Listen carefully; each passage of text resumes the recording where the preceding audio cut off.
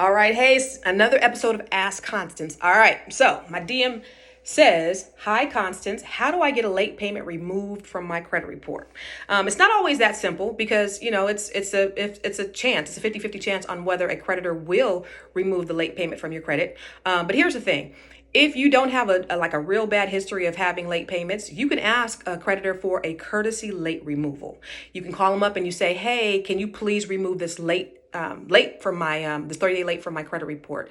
And sometimes they'll do it. So I've had many clients do it, but it's normally in situations where they've had like a good standing in on that debt, and something happened. Maybe they were in a hospital, maybe somebody died or something like that, and they got a late payment. Did it for my dad, did it for pastors, did it for some other clients, and it absolutely worked. So you can call, ask for a courtesy late removal, and then once they say they'll do it, tell them to send you something in writing. You can send them via fax, email, or snail mail.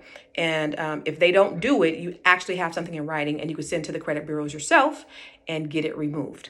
All right. Hope that helps. And if you have any other questions, send me a DM and ask Constance. Peace.